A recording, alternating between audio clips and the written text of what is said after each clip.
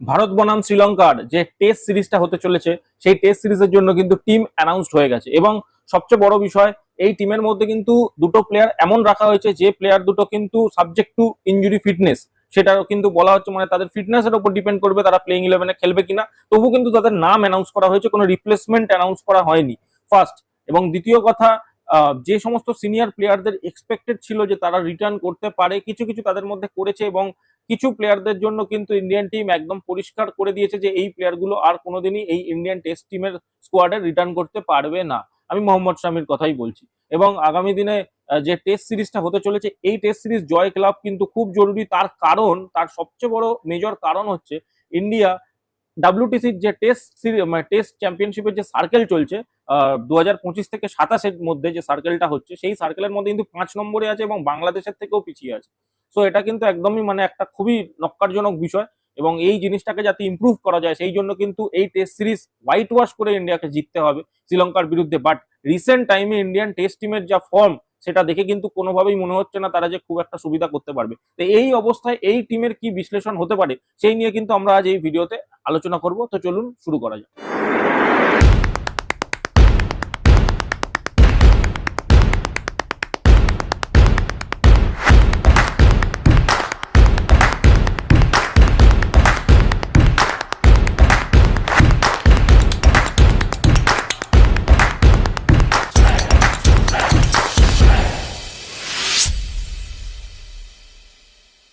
প্রথমে টিমটা নিয়ে একটু আলোচনা করে নেওয়া যাক।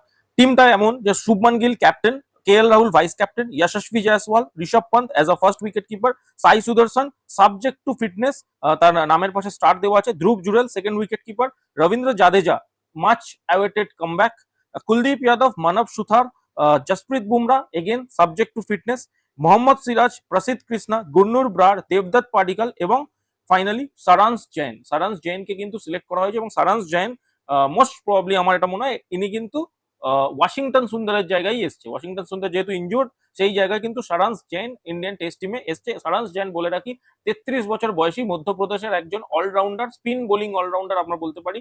আর আইটেম অফ স্পিন বোলিং করে এবং লেফট হ্যান্ডে ব্যাটিং করে। তার কিন্তু ডোমেস্টিক সার্কেলে দুটো সেঞ্চুরিও আছে। সো খুব খারাপ ব্যাটসম্যান বা খুব খারাপ অলরাউন্ডার সে কিন্তু নয়।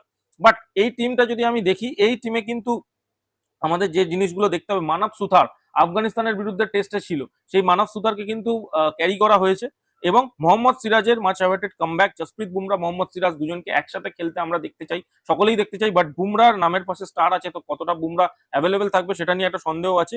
প্রসিদ্ধ কৃষ্ণা, গুন্নুর ব্রার দুজন আরো মানে ফাস্ট বোলার সিলেক্ট হয়েছে। প্রসিদ্ধ কৃষ্ণা সিলেকশনটা অবশ্যই, প্রসিদ্ধ কৃষ্ণা কিন্তু টেস্টে নিয়মিত সদস্য হয়ে যাচ্ছে এবং সিলেকশন পেয়ে যাচ্ছে সে কন্টিনিউয়াস।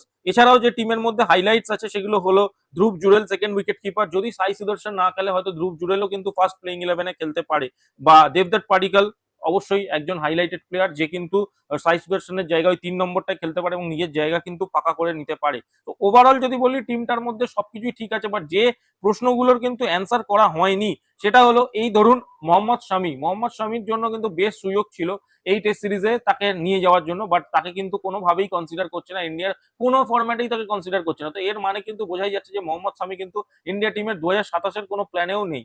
তো এটা কিন্তু একদম ক্লিয়ার বোঝা যাচ্ছে।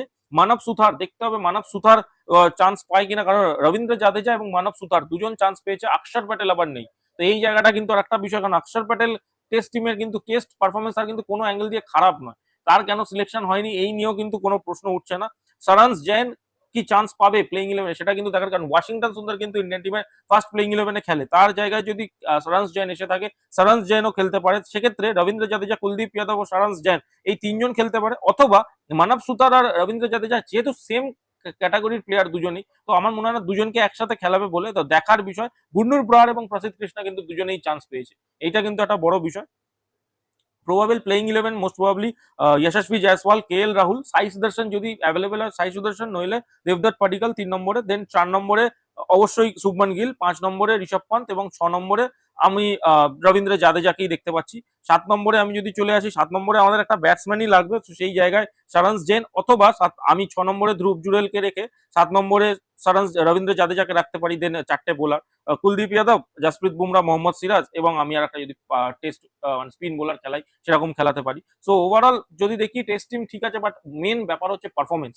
ডাব্লিউটিসি সার্কেলে যে পজিশনটা ইন্ডিয়ান টিমের হয়েছে তৈরি, সেটা কিন্তু একদম মানে খারাপ পজিশন, মানে এটা কিন্তু এক্সপেক্টেডই নয়। ডাব্লিউটিসিতে ইন্ডিয়া বাংলাদেশের থেকেও পিছিয়ে আছে, যেখানে অস্ট্রেলিয়ার সাথে গ্যাপ প্রায় প্রচুর, ইন্ডিয়ার 48%, যেখানে সেখানে অস্ট্রেলিয়া 87%। তো গ্যাপ ডবলের কাছে গ্যাপ অস্ট্রেলিয়ার সাথে ইন্ডিয়ার হয়ে গেছে। তো সেই জায়গায় সেই গ্যাপটা কভার করার জন্য এখন থেকে আগামী কয়েকদিনে যে কটা টেস্ট ম্যাচ আছে সে কটার প্রত্যেকটা ইন্ডিয়াকে জিততে হবে, তবে গিয়ে যদি একটা জায়গায় আসতে হবে। তাও কিন্তু ডাব্লিউটিসি ফাইনাল খেলা অনিশ্চিতই, সেটা যে খেলতে পারবে এমন কিন্তু চ্যালেঞ্জ করে বলা যায় না। অবশ্যই করে দেখতে হবে কি পারফরমেন্স হয় ইন্ডিয়ার। Best of luck to Indian cricket team. দেখার বিষয় ইন্ডিয়ান টিম কি পারফরমেন্স দিতে পারে।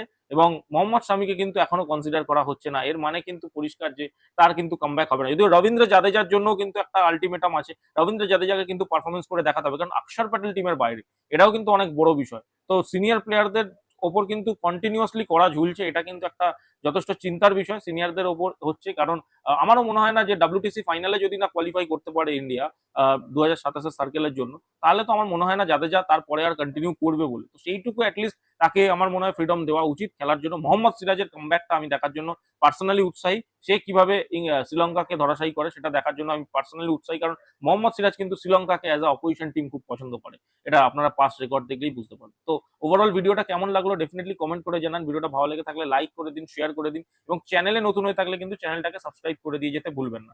এই বলে আমি ভিডিওটা শেষ করছি। ধন্যবাদ।